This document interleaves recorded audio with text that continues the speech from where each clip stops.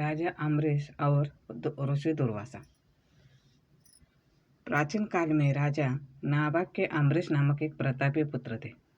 वे बड़े वीर, बुद्धिमान व तपस्वी राजा थे। राजा जानता था कि जिस धन वैभव के लोभ में पड़कर प्राणी घोर नरक में जाते हैं वह कुछ ही दिनों का सुख है। इसलिए उनका मन सदैव भगवत भक्ति व गरीबों की सेवा में लगा रहता था। राज्याभिषेक के बाद राजा अम्बरीश ने अनेक यज्ञ करके भगवान विष्णु की पूजा उपासना की। श्री विष्णु प्रसन्न होकर उनकी रक्षा के लिए अपने सुदर्शन चक्र को नियुक्त कर दिया। एक बार प्रतापी अम्बरीश ने अपनी पत्नी के साथ द्वादशी प्रधान एकादशी व्रत करने का निश्चय किया। उन्होंने भगवान विष्णु की पूजा की और ब्राह्मणों को अन्न धन का भरपूर दान दिया। उस समय वहाँ दुर्वासा ऋषि आ गए। वे परम तपस्वी व अलौकिक शक्तियों से युक्त थे, किंतु क्रोधी स्वभाव के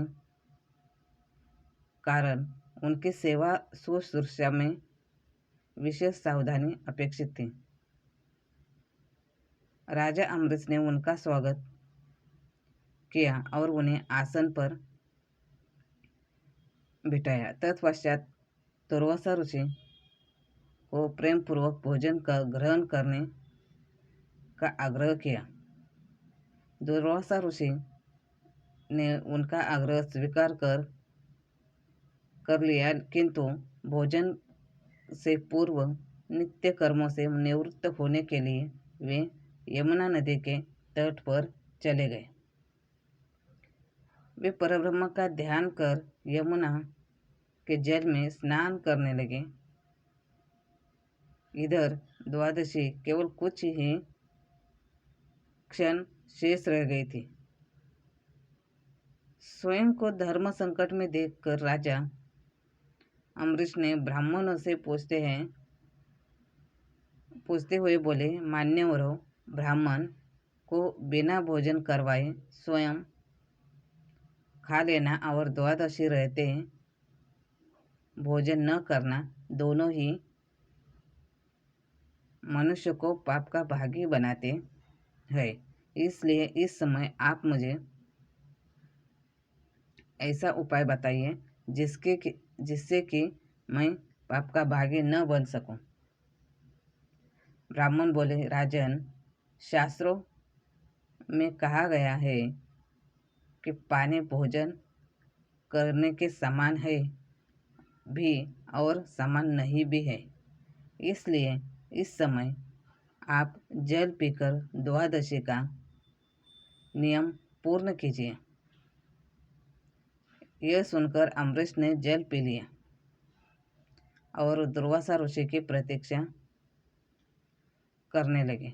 जब दुर्वासा ऋषि लौटे तो उन्होंने तपोबल से जान लिया कि राजा अम्बरीश भोजन कर चुके हैं। ऋषि बहुत क्रोधित हो गए और कटु स्वर में बोले, दुष्ट अम्बरीश, तू धन के मद में चूर होकर स्वयं को बहुत बड़ा मानता है। तूने मेरा तिरस्कार किया है, मुझे भोजन का निमंत्रण दिया, लेकिन मुझसे पहले स्वयं भोजन कर लिया। अब मैं तुझे तेरी दुष्टता का दंड देता हूँ। क्रोधित हुए दुर्वासा ऋषि ने अपनी एक जटा उखाड़ी और अम्बरीश को मारने के लिए एक भयंकर और विकराल कृत्या उत्पन्न की। कृत्या तलवार लेकर अम्बरीश की ओर बढ़ी, किंतु वे बिना विचलित हुए मन ही मन भगवान विष्णु का स्मरण करते रहे। जैसे ही कृत्या ने उनके ऊपर आक्रमण किया, वैसे ही राजा अम्बरीश का रक्षक सुदर्शन चक्र सक्रिय हो गया और पल भर में उसने कृत्य को भस्म कर दिया। जब दुर्वासा ऋषि ने देखा कि चक्र तेजी से उन्हीं की ओर बढ़ रहा है तो वे भयभीत हो गए। अपने प्राणों की रक्षा के लिए वे भागने लगे। आकाश, पाताल, पर्वत, वन आदि अनेक स्थानों पर शरण लेने गए, किंतु सुदर्शन चक्र ने उनका पीछा नहीं छोड़ा। घबराकर ऋषि ब्रह्मा जी के पास गए बचने के लिए, लेकिन ब्रह्मा जी असमर्थ होकर बोले,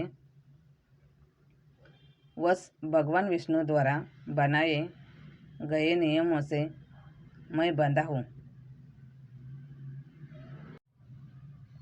भगवान विष्णु द्वारा बनाए गए नियमों से मैं बंधा हूँ। प्रजापति, इंद्र, सूर्य आदि सभी देवगण भी इन नियमों का उल्लंघन नहीं कर सकते। हम नारायण की आज्ञा के अनुसार ही सृष्टि के प्राणियों का कल्याण करते हैं। इस प्रकार भगवान विष्णु के भक्त के शत्रु की रक्षा करना हमारे वश में नहीं है। ब्रह्मा जी की बातों से निराश होकर दुर्वासा ऋषि भगवान शंकर की शरण में गए।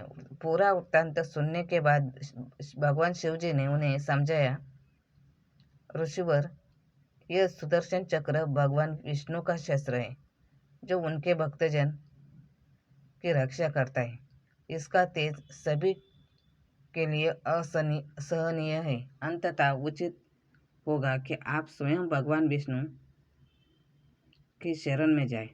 केवल वे ही इस दिव्य शस्त्र से आपकी रक्षा कर सकते हैं। वहां से भी निराश होकर दुर्वासा ऋषि भगवान विष्णु की शरण में पहुंचे और उनके चरण पकड़ लिए और बोले, भगवान, मैं आपका अपराधी हूँ। आपके प्रभाव से अनभिज्ञ होकर मैंने आपके परम भक्त राजा अम्बरीश को मारने का प्रयास किया। हे प्रभु, कृपा करके मेरी इस दुष्टता को क्षमा कर मेरे प्राणों की रक्षा कीजिए। भगवान विष्णु जी ने दुर्वासा ऋषि को समझाया कि हे मुनिवर, मैं सर्वदा भक्तों के अधीन हूँ। मेरे सीधे साधे भक्तों के ने अपने प्रेम पाश में मुझे बांध रखा है। भक्तों का एकमात्र आश्रय मैं ही हूँ। अंततः मैं स्वयं अपने व देवी लक्ष्मी से भी बढ़कर अपने भक्तों को चाहता हूँ। जो भक्त भोग विलास त्याग कर मेरी शरण में आ गए हैं, उन्हें किसी प्रकार छोड़ने का विचार मैं कदापि नहीं कर सकता। यदि आप इस विपत्ति से बचना चाहते हैं तो मेरे परम भक्त राजा अम्बरीश के पास ही जाइए। उसके प्रसन्न होने पर आपकी कठिनाई अवश्य दूर हो जाएगी। भगवान विष्णु जी की सलाह पाकर दुर्वासा ऋषि राजा अम्बरीश के पास पहुँचे और अपने अपराध के लिए क्षमा मांगने लगे। परम तपस्वी महर्षि दुर्वासा की यह दुर्दशा देखकर राजा अम्बरीश को अत्यंत दुख हुआ। उन्होंने सुदर्शन चक्र को विनती की वह अब लौट जाए। उनकी स्तुति से प्रसन्न होकर सुदर्शन चक्र रुक गया और दुर्वासा ऋषि को भयमुक्त कर दिया। जब से दुर्वासा ऋषि वहां से गए थे तब से राजा अम्बरीश ने भोजन ग्रहण नहीं किया था। वे ऋषि को भोजन कराने की प्रतीक्षा करते रहे।